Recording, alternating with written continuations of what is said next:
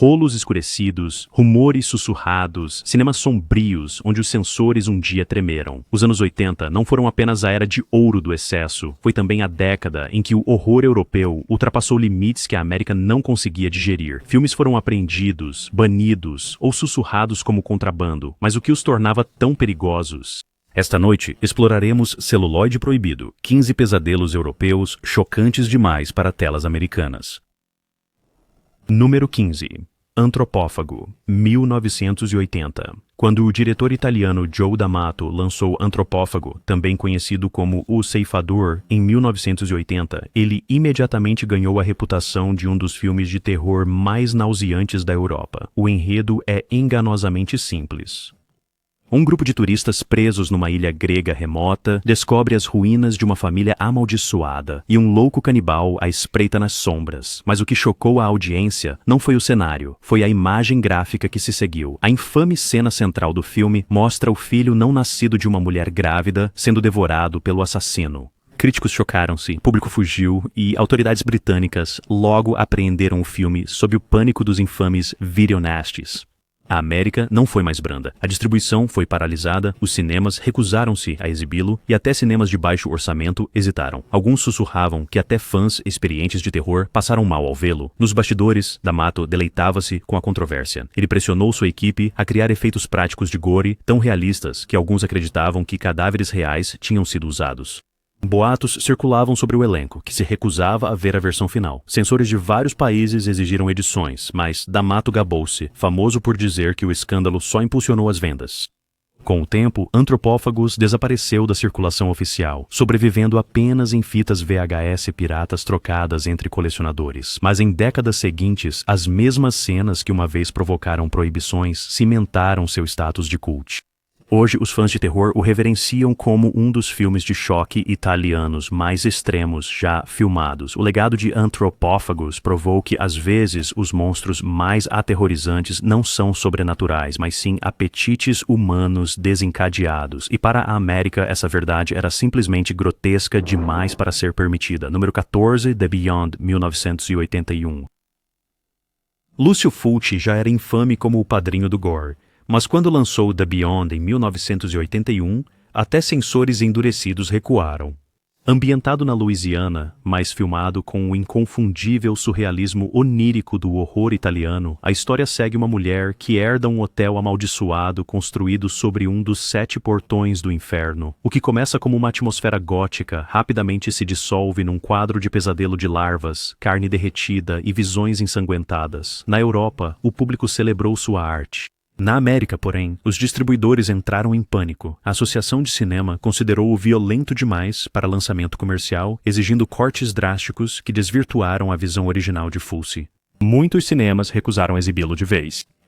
Por anos, o público americano só viu uma versão pesadamente censurada, reintitulada Sete Portas da Morte. A obra-prima original permaneceu enterrada no exterior. Por trás das cortinas, Fulci batalhou contra estúdios e críticos. A sua equipe recordou-se de trabalhar em condições quase caóticas, onde os cenários eram frequentemente inundados por animais. Tarântulas reais foram usadas na infame cena de arrancar olhos. Os atores mais tarde admitiram que mal entendiam o roteiro fragmentado, mas confiavam na imagética hipnótica de Fulci para conduzir a história. Críticos na América o descartaram como lixo incoerente. No entanto, a supressão apenas aprofundou sua lenda. Nos anos 90, cópias sem cortes contrabandeadas da Europa começaram a circular em sessões da meia-noite. Revistas de terror o declararam obra-prima perdida, e hoje é aclamado como parte da trilogia Portas do Inferno de Fulci.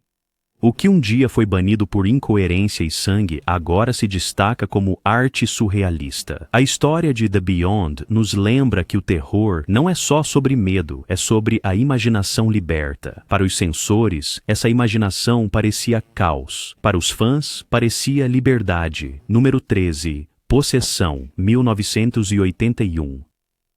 Quando Possession de Andrzej Zulawski estreou em 1981, críticos e público não sabiam se o chamavam de horror, drama surreal ou pura loucura. Estrelado por Isabelle Adjani e Sam Neill, o filme segue um casamento em ruínas na Berlim da Guerra Fria. Mas, o que começa como uma história de infidelidade, mergulha em psicose, horror corporal e uma infame cena de metrô que os críticos descreveram como a mais perturbadora do cinema, Azure, Amon Size. Na Europa, polarizou os espectadores. Na França, Adjani ganhou melhor atriz em Cannes, embora mais tarde tenha confessado que o papel quase a enlouqueceu. Na Grã-Bretanha, porém, o filme foi logo alvo da purga dos videonasties, a mistura alucinatória de imagens religiosas, sexualidade e efeitos de criaturas grotescas foi considerada imprópria para exibição. Nos Estados Unidos, os distribuidores cortaram quase meia hora da duração, tirando do filme seu ritmo surreal e tornando-o quase incoerente. Nos bastidores, Zulawski teria entrado em conflito com produtores que imploraram para ele suavizar sua visão. Ele recusou. Os efeitos especiais criados por Carlo Rambaldi, o mesmo artista por trás de E.T. e Possession, chocou até técnicos experientes. Alguns sussurravam que Adjani teve um colapso nervoso após filmar a cena da convulsão no metrô, embora ela tenha admitido mais tarde que levou anos para se recuperar emocionalmente. Por décadas, Possession esteve enterrado sob cortes de censura e rolos banidos, mas ganhou uma estranha vida após a morte em bootlegs, com fãs de terror sussurrando sobre a versão sem cortes como se fosse uma escritura proibida. Hoje, restaurado em qualidade impecável, o filme é elogiado como um dos horrores europeus mais ousados de sua década. O que os censores viram como caos e obscenidade, a história agora reconhece como arte, e esse é o paradoxo de Possession, banido pela sua extrema intensidade, mas lembrado pelo seu gênio. Número 12, Cannibal Ferox, 1981.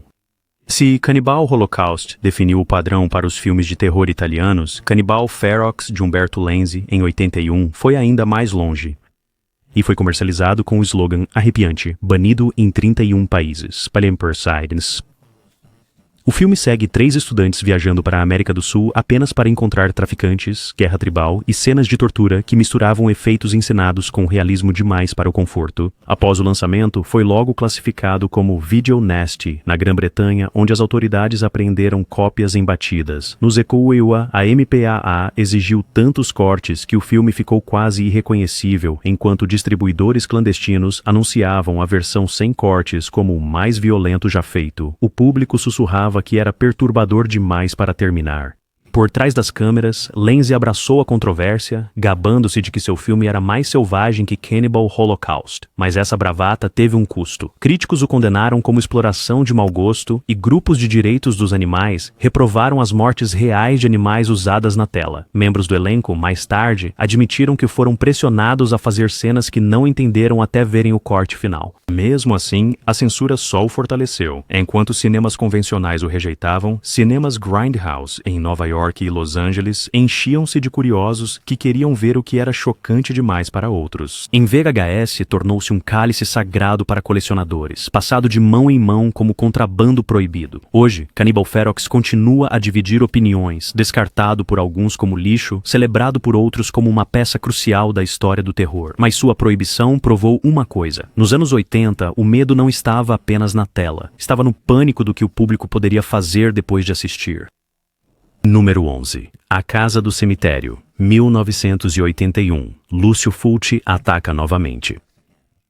Quando A Casa do Cemitério chegou em 1981, Fulci já irritara os censores com Zombie e The Beyond. Este pesadelo gótico centrava-se numa família que se mudava para uma casa na Nova Inglaterra com um segredo sombrio na cave. A premissa ecoava contos clássicos de casas assombradas, mas Fulci injetou-lhe mutilações, desmembramentos e uma edição onírica que confundiu os espectadores. Na Grã-Bretanha, foi rapidamente banido como um filme chocante. As autoridades citaram a violência gráfica implacável e o sadismo prolongado, especialmente as cenas com crianças em perigo. Nos Estados Unidos, foi lançado apenas em versões fortemente cortadas, despojado de seus floreios mais grotescos. Os distribuidores estavam tão nervosos que o renomeavam frequentemente sob outros títulos, esperando escapar da censura. Nos bastidores, a produção era caótica. A reputação de Fulci como perfeccionista tirânico cresceu.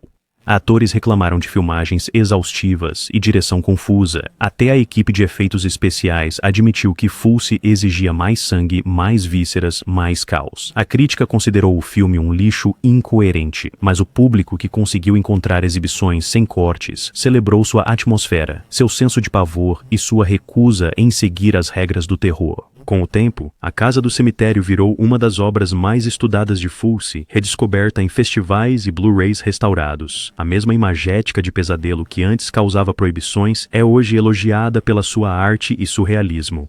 O filme serve como um lembrete. O que os censores chamam de perigoso, muitas vezes esconde uma visão para a qual o mundo não está pronto. Em O Porão do Horror de Fulci, a América viu corrupção. Fãs viram poesia. Número 10, Tenebrae, 1982. Tenebrae, de Dario Argento, chegou em 1982 com altas expectativas. O mestre italiano dos thrillers, Giallo, estava no auge da fama, e este filme pretendia ser seu mais estiloso thriller de assassinato até então. A história seguia um autor americano em Roma, cujo último romance inspira uma brutal série de assassinatos. Elegante, moderno e tingido de carmesim, foi aclamado na Europa como uma das obras mais ousadas de Argento, mas na América foi diferente.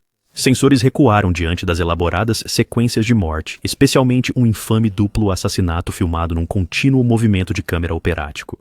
Críticos acusaram Argento de glorificar a violência contra as mulheres. As autoridades britânicas o baniram como parte do pânico dos videonasties, com os tabloides o rotulando arte depravada disfarçada de cinema. Nos bastidores, o próprio Argento lutava contra a obsessão. Ele admitiu que Tenebrae era parcialmente autobiográfico, nascido de sua frustração com críticos que atacavam seu trabalho como perigoso. No set, seu perfeccionismo levava as equipes à exaustão, mas os resultados eram inegáveis. Arquitetura ousada, planos de Steadicam amplos e um estilo visual que influenciou diretores por décadas. Por anos, o público americano só pôde ver Tenebrae em versões mutiladas, pesadamente censuradas e retituladas Unsane. Mas fãs de terror sussurravam sobre a versão europeia sem cortes. Um filme bem diferente pulsando com os ritmos hipnóticos de Argento. Nos 90, festivais de cinema e distribuidores de VHS cult ressuscitaram a versão original. Hoje, Tenebrae é considerado uma das obras-primas de Argento, um meta-horror sobre a relação entre violência, arte e a própria censura. Ironicamente, o ato de proibi-lo apenas amplificou seus temas. O filme não era só sobre assassinato, era sobre quem controla a história. Número 9, Stage Fright, 1987. No final dos anos 80, o horror italiano evoluía para um território mais sofisticado e experimental. O Stage Fright, de Michel Soavi, também conhecido como Deliria, estreou em 1987 como um slasher com um toque operático. A premissa, uma trupe de teatro ensaiando uma peça fica presa lá dentro com um assassino mascarado que os persegue um por um. A arma escolhida, uma máscara de coruja gigante que transforma imagens surreais em puro terror.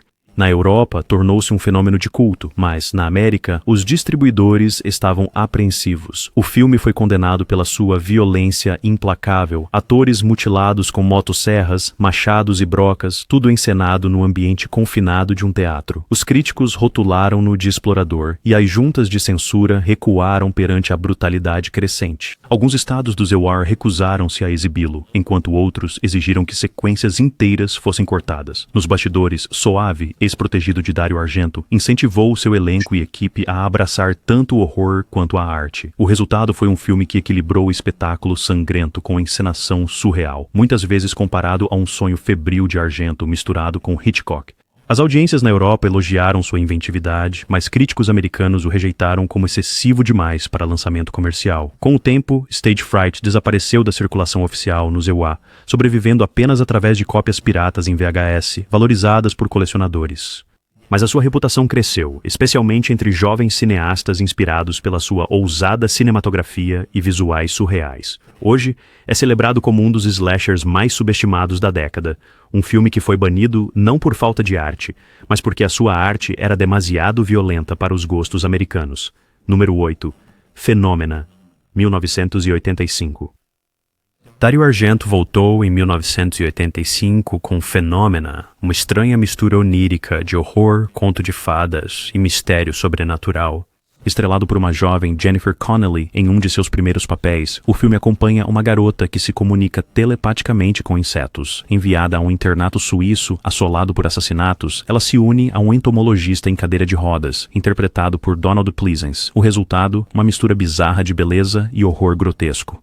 Na Europa, o público abraçou sua qualidade surreal, mas na América, os censores tinham outros planos. O filme foi retitulado Creepers e cortado em quase 30 minutos, apagando muito de sua atmosfera. O que restou foi confuso e desconexo. Críticos o viram como um disparate, mas fãs de terror cochichavam que o Euro Sem Cortes era um filme completamente diferente, um pesadelo alucinatório com algumas das imagens mais marcantes de Argento. Nos bastidores, a produção foi conturbada. Argento entrou em conflito com os produtores sobre a duração e o tom bizarro do filme. Connolly, com apenas 15 anos na época, suportou filmagens exaustivas, incluindo cenas com enxames de insetos reais. Membros da equipe lembravam que níveis de caos dignos de Fulci se desenrolavam no set, com Argento buscando extremos que ninguém mais ousava. Por décadas, os Esmailwa só conheceram Fenômena em sua forma mutilada, mas com o surgimento das restaurações em DVD e Blu-ray, os fãs finalmente experimentaram sua glória total, completa com sua estranha trilha sonora de rock com Iron Maiden e Motorhead. O que antes foi censurado como lixo incoerente é agora celebrado como um dos experimentos mais ousados de Argento. Fenômena provou uma estranha verdade. Às vezes, os pesadelos mais assustadores são aqueles que não fazem sentido, e é exatamente por isso que os censores os temiam. Número 7. Santa Sangre, 1989. Santa Sangre, de Alejandro Jodorowsky, nunca foi um filme de terror comum, era um delírio febril operático. Lançado em 1989, o surrealista mexicano-chileno associou-se a produtores italianos para criar um filme tão estranho, tão violento e tão poético que o público não soube o que pensar dele. A história segue um jovem artista de circo traumatizado pela mãe dominadora, cultos religiosos e assassinatos grotescos realizados com os braços desmembrados dela. Na Europa, a crítica se maravilhou com sua arte, mas na América, os distribuidores hesitaram. A mistura do filme de imagens religiosas, violência gráfica e surrealismo gerou temores de blasfêmia. Alguns cinemas recusaram-se a exibi-lo, e censores exigiram cortes. Sussurros se espalharam de que a visão de Jodorowsky era infilmável para o público americano. Nos bastidores, a produção era tão caótica quanto o próprio filme. Jodorowsky usou os próprios filhos como protagonistas, criando uma atmosfera de tensão familiar real no set. A equipe admitiu mais tarde que mal entendiam o que estavam filmando. Os críticos estavam divididos. Alguns o aclamaram como gênio, outros o condenaram como loucura. Na América, o filme teve um lançamento limitado, muito cortado e envolto em controvérsia. Por anos, existiu como uma lenda sussurrada, um filme que críticos ousaram chamar de uma das experiências de terror mais estranhas já feitas. Em VHS, o filme se tornou um tesouro cult. Hoje, Santa Sangre é celebrada como uma obra-prima surrealista, estudada em escolas de cinema e abraçada pelos fãs de terror por sua visão ousada. O que antes era bizarro demais, ofensivo demais, grotesco demais para a América é agora um exemplo brilhante de horror como arte. Jodorowsky provou que, às vezes, pesadelos são apenas outra linguagem para a verdade. Número 6, Enigma, 1987. Quando Lúcio Fulci dirigiu Enigma em 1987, parecia a princípio uma simples história de vingança. A trama: uma garota tímida e intimidada numa escola católica entra em coma após uma pegadinha cruel, mas seu espírito permanece, assombrando seus algozes com punições sobrenaturais que se tornam mais macabras a cada morte. O público europeu o viu como a estranha fusão de Carrie e Fenômena de Fulci, mas nos Estados Unidos a reação foi diferente. Distribuidores rejeitaram-no como lixo explorador, enquanto censores visaram suas imagens grotescas, especialmente uma cena de morte notória onde um personagem é sufocado por um enxame de caracóis contorcendo-se.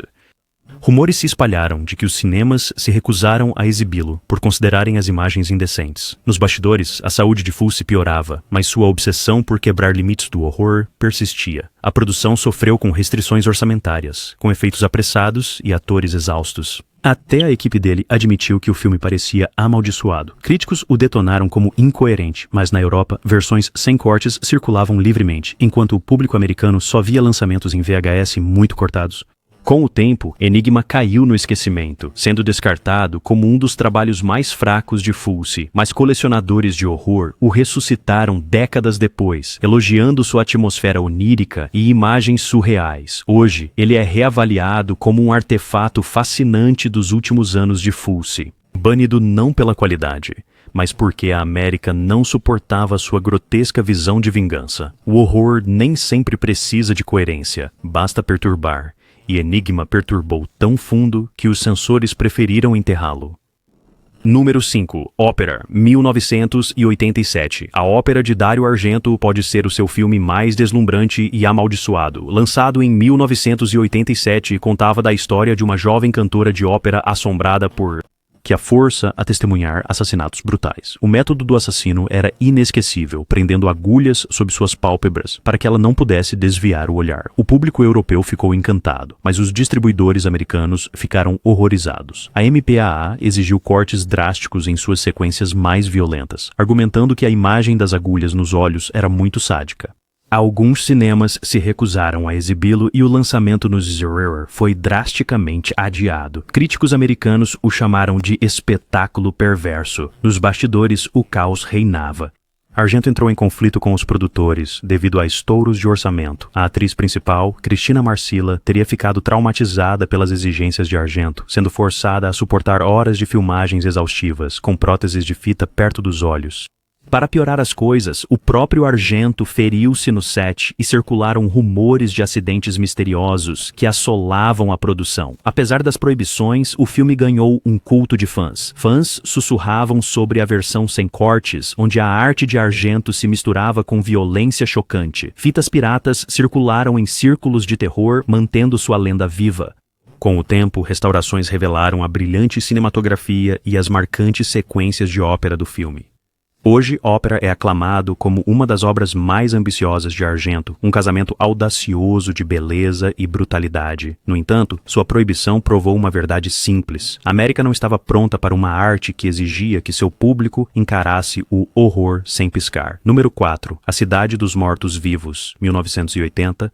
A Cidade dos Mortos-Vivos, de Lúcio Fulci, também conhecido como As Portas do Inferno, foi lançado em 1980 como a primeira parte de sua trilogia apocalíptica. A história começa quando o suicídio de um padre numa pequena cidade libera forças sobrenaturais, abrindo as próprias portas do inferno. O que se seguiu não foi só horror, foi uma avalanche de visões grotescas, corpos vomitando intestinos, cabeças perfuradas e cadáveres a emergir da terra. O público europeu estava acostumado aos extremos de Fulci, mas os distribuidores americanos recuaram. A MPAA exigiu cortes massivos, deixando uma versão mutilada que despojou o ritmo alucinatório de Fulci. Críticos a chamaram de incoerente, enquanto outros a acusaram de ser imoral.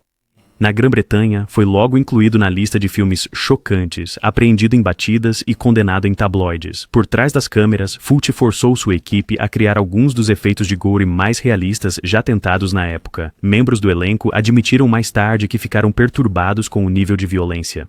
Corriam boatos de que até fãs de terror mais resistentes desmaiavam nas sessões. Por anos, o filme foi um segredo de culto na América, disponível só em versões VHS censuradas. Mas entre colecionadores, cópias sem cortes circulavam como contrabando, consolidando sua reputação como uma das visões mais aterrorizantes de Fulci. Hoje, ele permanece como um marco no horror europeu, banido, ridicularizado, mas, no fim, acabou sendo justificado. A mensagem de Fulci era bem clara. Se o inferno existisse, não era uma metáfora, e isso deixava os censores profundamente desconfortáveis. Número 3. Demônios, 1985. Demônios, de Lamberto Bava, produzido por Dario Argento, foi um dos filmes de terror italianos mais energéticos e aterrorizantes da década. Lançado em 1985, contava a história de uma sessão de cinema amaldiçoada onde a plateia se transforma em demônios comedores de carne. Logo, o cinema vira uma armadilha, arte e realidade se fundem num pesadelo ensanguentado. O público europeu aplaudiu a sua inventividade, mas na América, os censores ficaram alarmados. A MPAA reduziu sua duração, cortando cenas de gargantas dilaceradas, carnificinas ensanguentadas e transformações grotescas. Os críticos a descartaram como violência gratuita. Outros sussurravam que era perigoso lançar um filme onde assistir a um filme em si se tornava uma sentença de morte. Nos bastidores, a produção era caótica, mas emocionante. Bava, seguindo os passos de seu pai, abraçou o talento de Argento para o espetáculo. Os membros do elenco recordaram noites sem fim filmando em cenários teatrais claustrofóbicos, encharcados de sangue falso. A trilha sonora, com bandas de heavy metal como Mötley Crüe, apenas amplificava o caos. Nos Berserker, a censura tirou-lhe muito impacto, mas fãs que viram a versão europeia original ficaram chocados. Cópias piratas em VHS se espalharam por convenções de terror, e Demons logo ganhou um culto de fãs. Hoje é aclamado como uma das experiências essenciais do terror italiano dos anos 80. Sua proibição foi irônica. Demons era em si um filme sobre censura, sobre o que acontece quando o terror salta da tela. Para os censores americanos, essa metáfora se aproximou demais da realidade. Número 2. Holocausto Canibal, 1980. Holocausto Canibal, de Ruggero Deodato, permanece um dos filmes mais infames já feitos. Lançado em 1980, foi comercializado como o filme mais controverso de todos os tempos. A história segue uma equipe de documentaristas que desaparece na selva amazônica. O que os resgatistas encontram depois, filmagens da equipe explorando, atormentando e, por fim, sendo vítima de uma tribo, é apresentado com tanto realismo que muitos acreditaram que era autêntico. Na Europa, o filme foi banido em vários países. Na América, os censores condenaram sua violência, especialmente as mortes reais de animais registradas em filme. Deodato foi até preso na Itália e forçado a provar que seus atores ainda estavam vivos depois que circularam rumores de que os assassinatos eram reais. Nos bastidores, a produção foi brutal. Os atores suportaram condições severas na selva, enquanto Deodato levava sua equipe ao extremo. A decisão de matar animais em cena o tornou notório mundialmente. Críticos o rotularam de obsceno, imoral, impróprio para audiências civilizadas. Mas fãs de terror sussurravam que era uma obra-prima de filmagens encontradas muito antes de o gênero existir. Por décadas, a América só viu versões fortemente censuradas, mas contrabandistas garantiram que a cópia sem cortes se espalhasse no submundo, cimentando sua reputação. E hoje é estudado como cinema de terror e comentário sobre a exploração em si. Cannibal Holocaust não foi banido, foi temido, e esse medo o tornou imortal. Número 1. Suspiria, 1977. Banido até os anos 80. Embora tecnicamente lançado em 1977, Suspiria de Dario Argento enfrentou suas batalhas de censura mais intensas durante os anos 80, quando restaurações sem cortes tentaram circular na América. Este conto alucinatório de uma academia de balé dirigida por bruxas foi banhado em cores neon, sonoplastia surreal e violência chocante. Nos anos 80, restaurações europeias preservaram a visão de Argento, mas no EUA, a MPAA apertou o cerco mais do que nunca. Distribuidores americanos cortaram cenas inteiras, a infame sequência do arame farpado, o ataque do cão, o esfaqueamento brutal. O resultado foi uma versão castrada que os críticos consideraram incoerente. O original foi banido de muitos cinemas, com sussurros de que era artístico demais para a exploração, violento demais para a arte. Nos bastidores, Suspiria foi um pesadelo de filmar. Argento exigia esquemas de iluminação surreais, enquanto a trilha sonora pulsante do Goblin ecoava para perturbar os atores. Jessica Harper, a estrela, admitiu que nunca entendeu completamente a história, mas sentia o seu terror hipnótico. Membros da equipe recordavam noites de tomadas intermináveis sob luzes quentes e ofuscantes. Em meados dos anos 80, fãs de terror na América estavam desesperados para ver a versão sem cortes. Fitas piratas da Europa circulavam secretamente, enquanto revistas de terror descreviam ofegantemente o corte proibido. Festivais exibiam cópias piratas, arriscando processos. Quando a versão completa ressurgiu décadas depois, em glória remasterizada, o público percebeu por que foi suprimida. Suspiria não era só terror, era terror como arte. Demasiado vívido, surreal e intransigente, e é por isso que ocupa o primeiro lugar. Mais que qualquer outro horror europeu banido dos anos 80, Suspiria mostrou que o que a América mais temia não era o gore, era a beleza envolta em terror. 15 filmes, cada um banido, massacrado ou enterrado. No entanto, cada um deles sobreviveu, passado de mão em mão, sussurrado em sessões da meia-noite, renascido como lendas cult. O que isso diz sobre nós, que os filmes que mais tentamos matar se tornaram os que mais lembramos? Qual desses pesadelos proibidos você ousaria assistir? Curta, inscreva-se no canal e diga-nos abaixo.